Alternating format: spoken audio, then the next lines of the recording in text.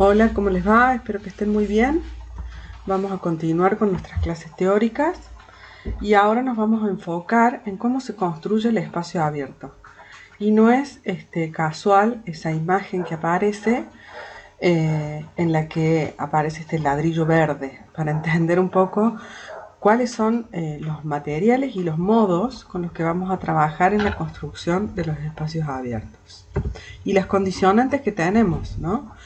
El clima, por ejemplo, tiene una relación directa con el tipo de suelo que vamos a tener, con las características de temperaturas máximas, de precipitaciones y demás, que van a condicionar la elección de los materiales con los que vamos a trabajar en la construcción del espacio abierto.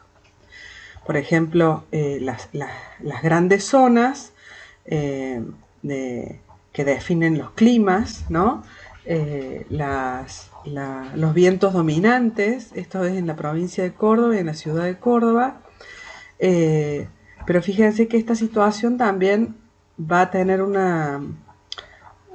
vamos a necesitar una lectura más profunda en relación a las situaciones de microclima que se generan, y ahí entra en juego la relación entre distintas variables, las variables de estos componentes naturales, de las características del clima, por ejemplo, de una zona, pero que según la edificación existente, según la orientación de los vientos, según la orientación de las calles, la altura de las edificaciones, los materiales con los que están construidos, la cantidad de vegetación existente, se generan situaciones particulares de microclima que condicionan también la elección de los materiales con los que vamos a trabajar.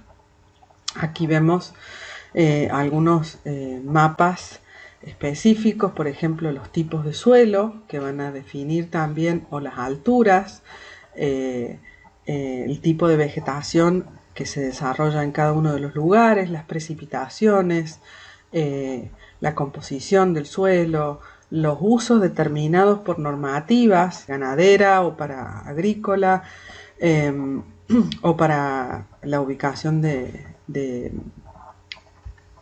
ciudades o de urbanizaciones, etc. Dentro de los componentes naturales vamos a ver cuáles son las especies, que en este caso les estoy mostrando un cuadro, no está muy nítido, pero bueno, de la flora nativa de Córdoba, que sería como el material más óptimo para trabajar en Córdoba, debido a que son las especies que mejor se adaptan a las condiciones de clima y microclima que tenemos en este lugar, a los tipos de suelos, a la cantidad de lluvia, a las temperaturas, etc. También hay componentes artificiales y componentes culturales. La historia de cada lugar, los modos de relacionarnos con el espacio abierto, la evolución que tiene esa relación del ser humano con el espacio abierto, en los modos de habitarlo, también condicionan las formas en que los vamos a construir y a concretar, ¿no? Cuestiones que tienen que ver con culturas, con costumbres, ¿sí? Y que también van a definir la accesibilidad a distintos tipos de materiales, a mano de obra calificada que maneje y que sepa trabajar con esos materiales, a herramientas, a técnicas concretas con las que se va a construir nuestro espacio abierto. En la imagen de abajo estamos viendo una imagen del Jardín Botánico de Barcelona, en donde el desnivel está trabajado con un muro de contención con acero corten. En un momento este material se puso muy de moda, pero claro, es un material que nosotros acá en Córdoba, en Argentina, no tenemos, y es de un costo altísimo. Entonces tampoco tenemos mano de obra especializada que sepa manejar este material. Entonces definir un muro de contención con este material en nuestras latitudes sería contradictorio, ¿cierto? Por ejemplo, si tenemos que construir un divisorio o un desnivel con un material, por ejemplo con durmientes reciclados, bueno, cómo se colocan esos durmientes, de qué manera, qué distancia, cómo se nivelan, cómo se agarran al terreno, cómo son las terminaciones.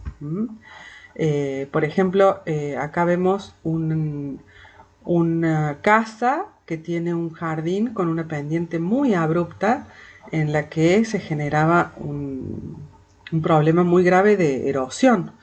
Entonces, ¿de qué manera se resuelve? Cómo se estudian los niveles para lograr un aterrazado que permita disminuir la velocidad del agua y generar superficies de absorción para disminuir también el caudal de agua que llega a la parte más baja. Entonces, bueno, ¿cómo se construye? ¿Cómo se hace? ¿Cuáles son las etapas con las que vamos a ir trabajando? Primero tomar los niveles reales, después ver cuáles son los niveles proyectados, cómo se lleva eso al terreno y cómo se ejecuta. A la hora de plantar también tenemos distintas formas de plantación. Entonces vamos a ver si la plantación sigue una cuadrícula, si sigue una estructura lineal, por ejemplo, con una distancia en un sentido y otra distancia distinta en el otro sentido, o si vamos a plantar a tres bolillos.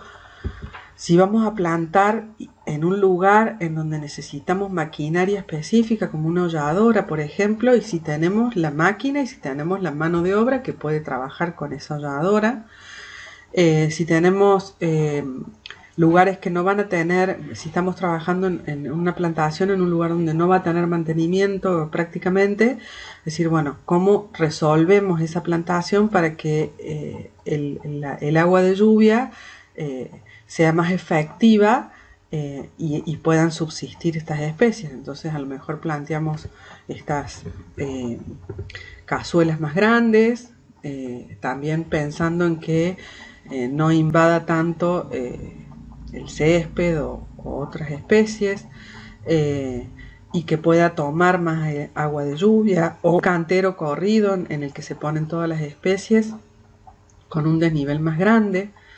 O si vamos a trabajar a lo mejor con una malla, con un material tipo geotextil, para evitar que aparezcan otras especies en un cantero. Entonces, de esa manera vamos a controlar, digamos, vamos a disminuir las tareas de mantenimiento futuro, ¿cierto? Vamos a optimizar el trabajo que vamos a realizar.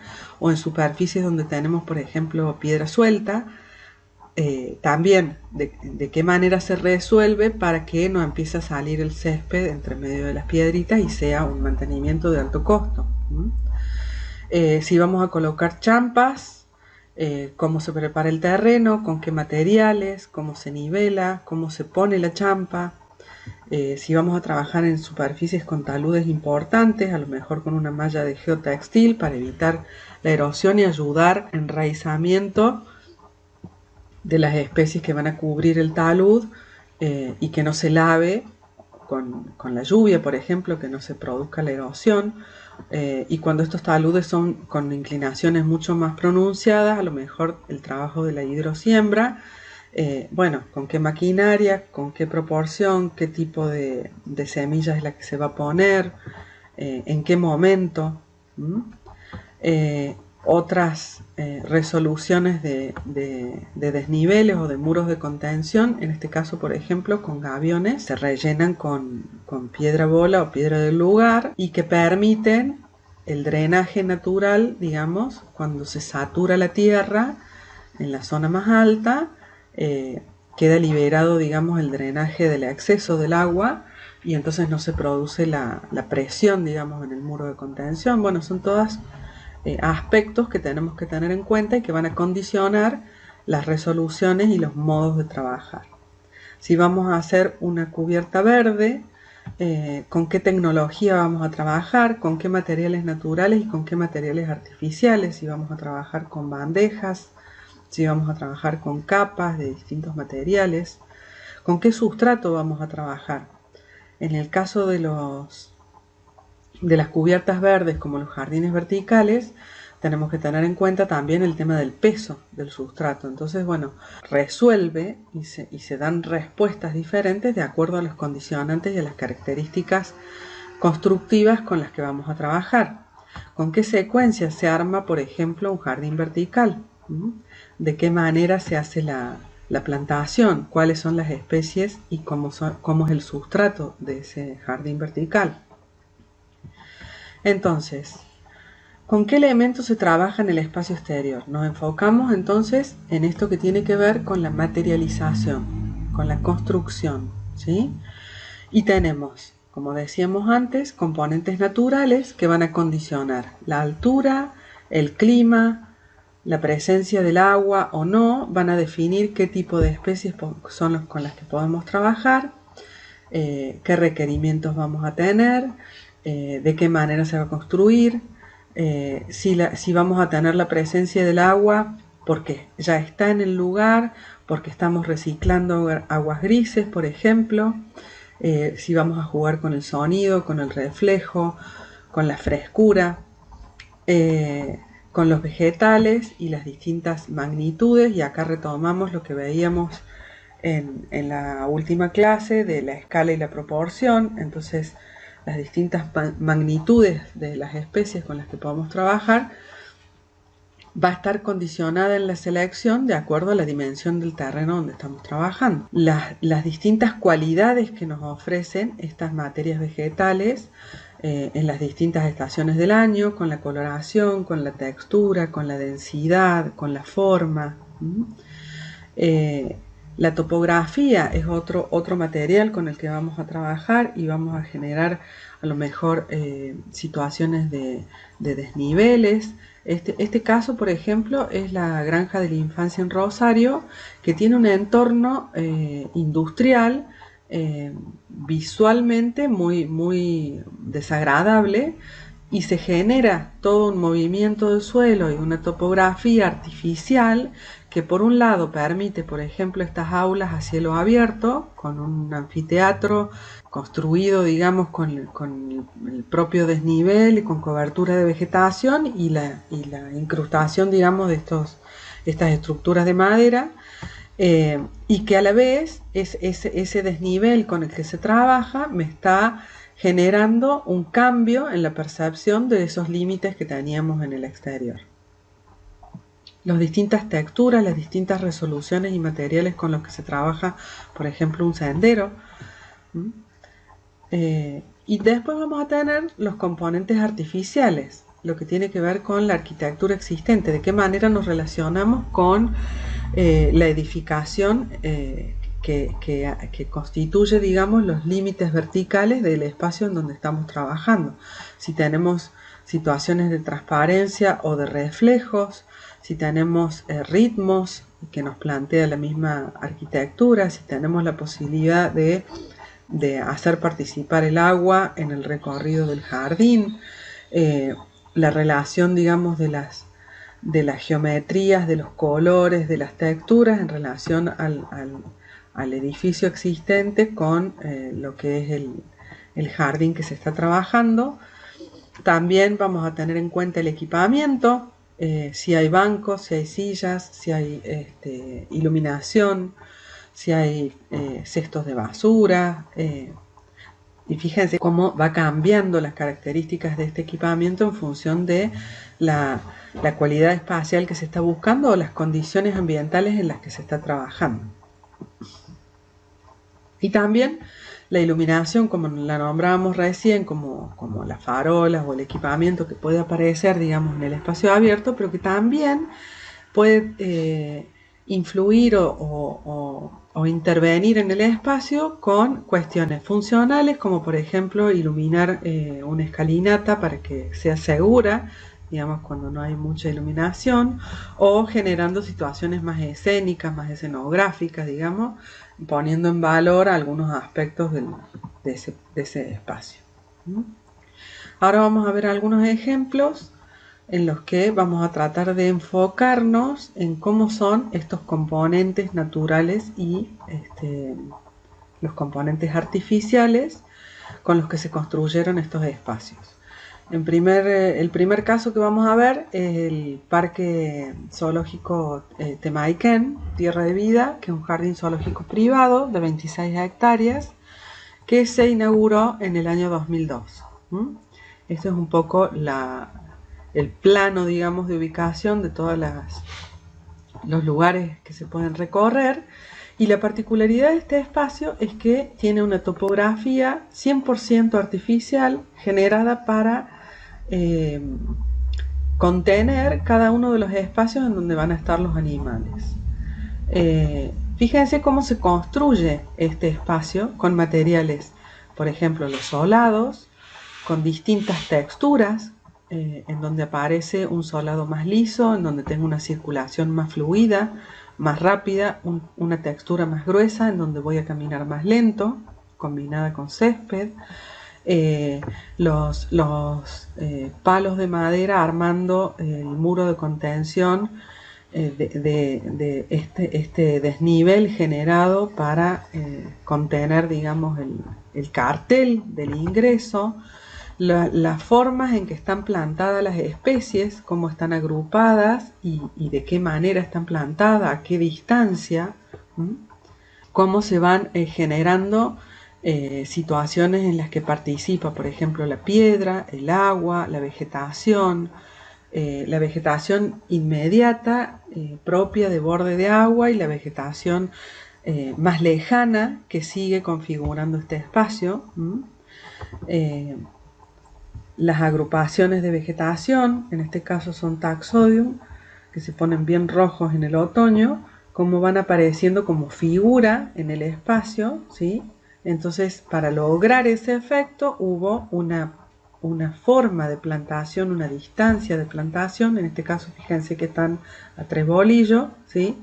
Para lograr ese foco en este espacio. De nuevo, las distintas texturas en el piso, los materiales en este caso son piedras fabricadas, no son piedras reales, que arman el espacio de las suricatas, por ejemplo, con la vegetación propia, ambientando, digamos, el espacio a lo que sería el ecosistema propio de esta especie animal, ¿sí?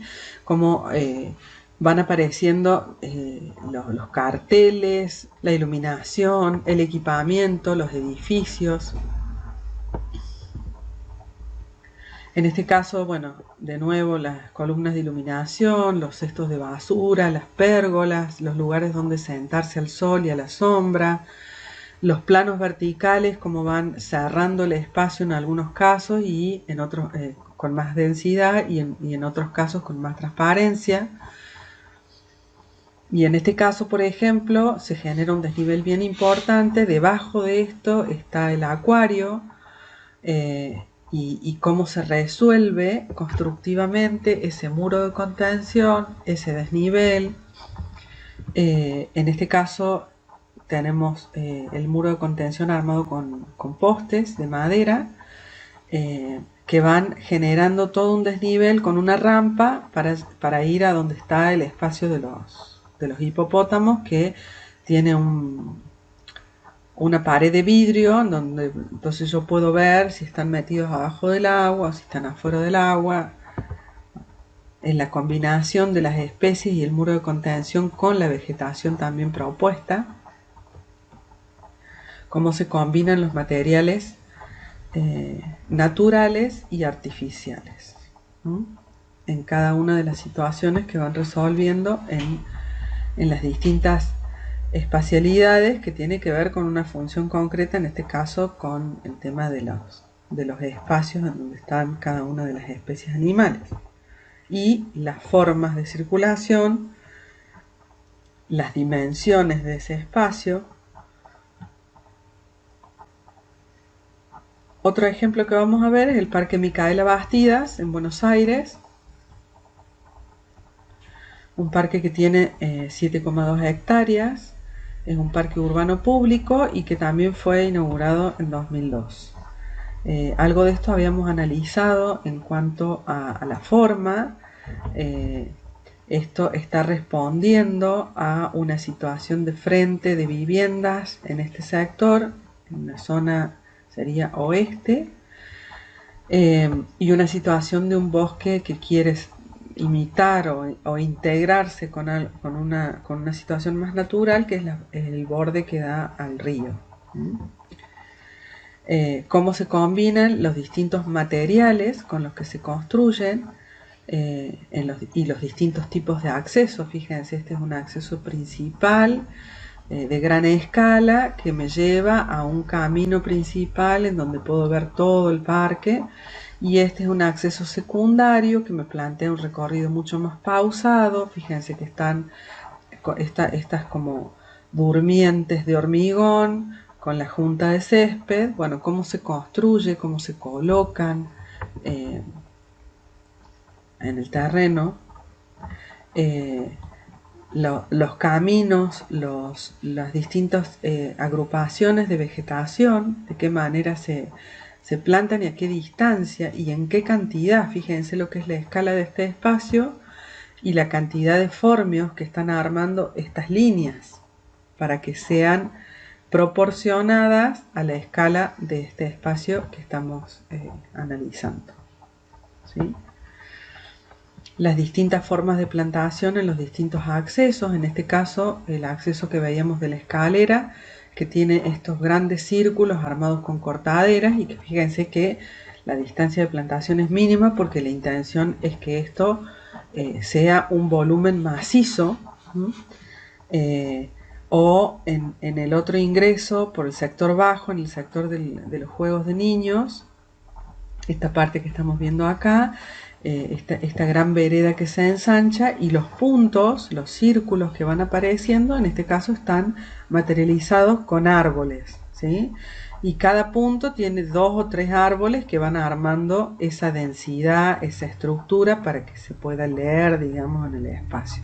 Acá volvemos a ver la plantación de formios, rubras en este caso,